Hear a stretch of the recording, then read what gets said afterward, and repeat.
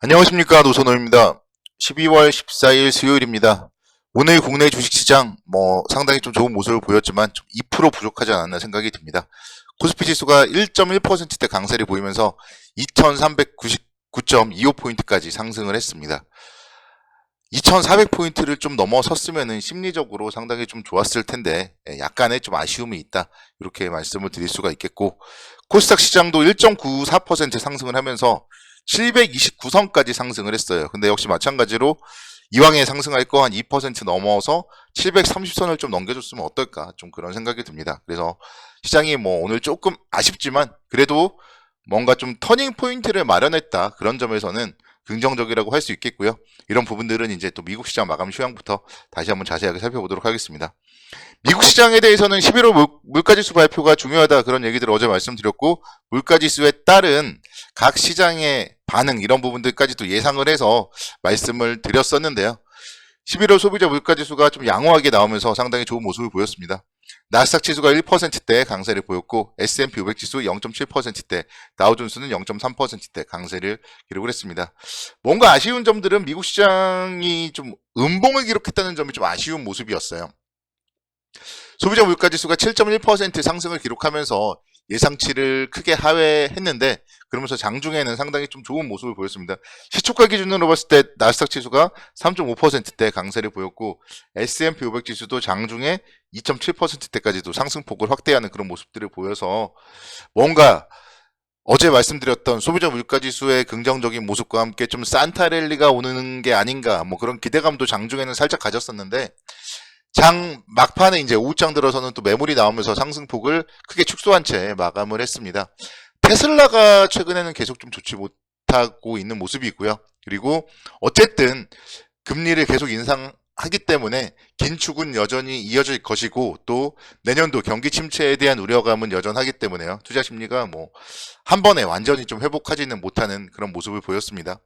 그래도 다행스러운 거는 1%대 어쨌든 나스닥 지수가 강세를 보였고, 뭔가 지켜야 될 자리는 좀 지켰다는 걸 알 수 있어요. 그래서 나스닥 지수 기준으로 봤을 때 61선 근처에서 그래도 좀 반등이 나와줬다, 이런 점들은 뭔가 좀 하단에 대한 일단 1차적인 지지 라인은 형성이 됐다, 이렇게 말씀을 드릴 수가 있겠고, 이제 중요한 거는 오늘이 중요하겠죠. 그래서 오늘 미국의 올해 마지막 FOMC 회의가 개최됩니다. 그래서 FOMC 회의에서 기준금리는 0.5% 인상할 가능성이 큰데, 향후에 이제 점도표의 변화라던가, 그리고 파월 연준 의장의 연설 등이 어떻게 이루어지는지가 좀 상당히 중요하다, 이렇게 말씀을 드릴 수가 있겠습니다.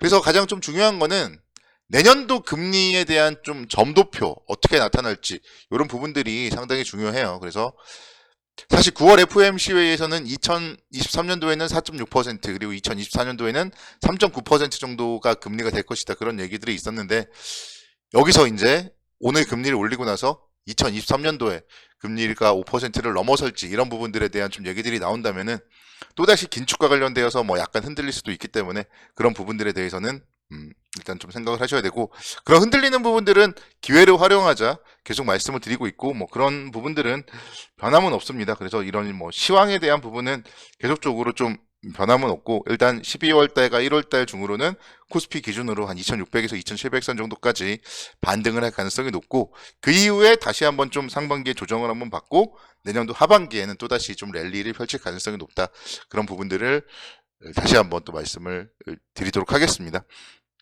그래서 시장에 대해서는 일단 오늘의 상황만 놓고 보면은 나쁠 게 없어요.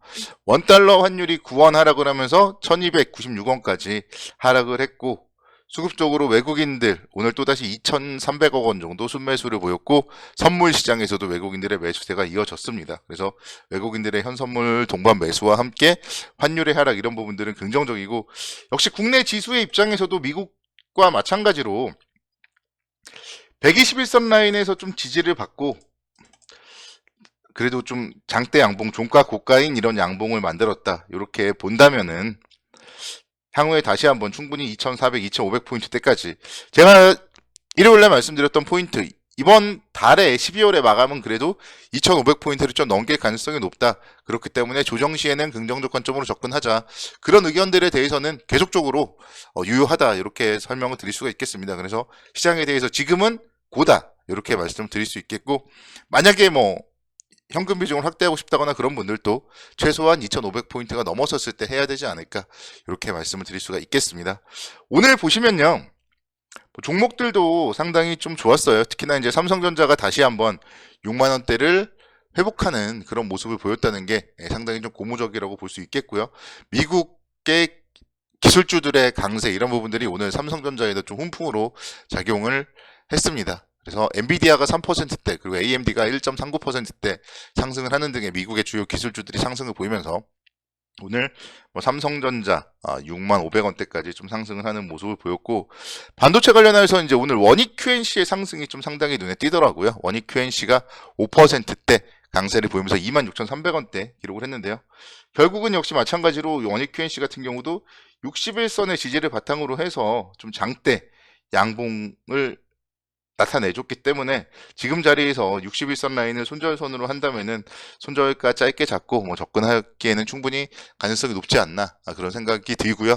어제 이제 제가 말씀드렸던 게 반도체와 자동차주에 대해서 좀 매수 관점으로 접근해야 된다 이렇게 설명을 드렸었는데, 반도체 관련주들 뭐 지금 상당히 가격 메리트가 있잖아요. 올해 5월 달만 하더라도 35,000원이었는데 지금 주가가 거기서 거의 뭐 반토막 19,500원 정도까지 하락을 했다가 어느 정도 다시 회복 국면에 있습니다. 그래서 뭐 충분히 한 3만 원대까지 이상까지 올라갈 수 있고, 삼성전자도 마찬가지고요.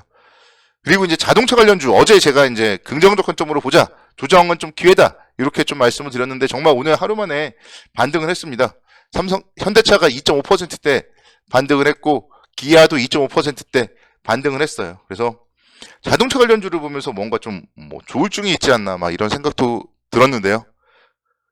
어제 사실 빠지는 게 이해가 안 가는 부분이에요. 어제 나온 악재들은 어차피 어제 처음 나온 게 아니라 예전부터 다 나왔던 부분이고, 그런 부분들 때문에 자동차 관련주가 9월 달부터 지금 뭐 11월, 12월 달까지 힘을 못 썼던 그런 부분이잖아요. 계속적으로 이런 박스권을 보였던 그런 요인 자체가 미국 쪽에 이제 국내의 자동차 판매가 좀 부진할 가능성 이런 부분들 때문에 부진했었는데, 어제의 장대 응봉 자체가 좀 뭐 이해가 안 되는 부분이고, 다시 한번 또 그래도 박스권 라인 정도로는 좀 회복을 할 가능성이 높지 않을까 그런 생각을 해봤습니다. 현대차도 마찬가지죠. 현대차도 상당히 좀 이런 박스권 라인에서 어제 이제 신저가를 기록을 했었는데 다시 한번 그래도 충분히 박스권 라인에서 움직일 가능성이 높고, 그리고 자동차에 대해서는 이제 어제도 말씀드렸지만 분명 지금 자동차 신차를 취소하시는 분들도 있고 뭐 하지만 또 차량을 바꾸고 싶어 하시는 분들도 분명히 많아요. 그런 부분들을 감안을 해봤을 때 자동차에 대한 그런, 또 전기차에 대한 그런 대세는 앞으로도 바뀌지가 않아요. 오늘 같은 경우 이제 2차 전지 관련주들이 좀 상당히 좋은 모습을 보였었는데요. 2차 전지의 장기 성장성은 불변하다. 그런 의견입니다. 그래서 자동차도 마찬가지예요. 자동차도 결국은 여러분들의 지금 타고 있는 자동차가 향후에는 분명히 전기차로 바뀔 가능성이 높다. 이런 패러다임, 이런 부분들은 분명한 사실, 현실이기 때문에 자동차 관련주에 대해서는 뭐 정말 중장기적 관점에서 지금 자리가 모아가야 될 자리다. 이렇게 말씀을 드리겠습니다. 삼성 SDI 조금 안타까운데요. 제가 이제 지난주에 말씀을 한번 드렸었고, 그리고 나서 주가가 12월 9일 금요일 날 엄청나게 좀 하락을 하면서 좀 어떻게 보면 제가 제시해드렸던 손절 라인 68만 원 정도를 이탈을 하는 모습을 보였습니다. 뭐 그렇지만 그 이후에 또다시 지금 다시 회복을 하고 있고요. 역시 이런 부분들은 하단의 지지 라인이 있기 때문에 하단의 지지 라인의 지지를 받고 좀 올라가는 모습, 그리고 외국인들의 수급도 상당히 좀 계속되고 있어요. 그래서 삼성 SDI 같은 이런 2차 전지 관련주에 대해서는 좀 계속적으로 긍정적 관점으로 접근을 해야 될 것 같습니다.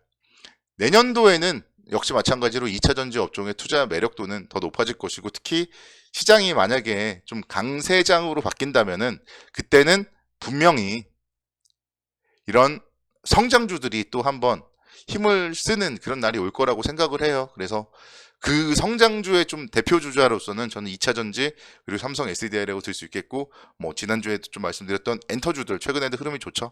뭐 JYP라든가 이런 엔터주들이 분명 성장주의 한 축을 담당할 거라고 생각을 합니다. 그렇기 때문에 성장주라고 하더라도 지금 싸기 때문에 좀 접근 관점 긍정적으로 접근하자, 이렇게 마무리하도록 하겠습니다. 내일도 선거 투자를 기원하겠습니다.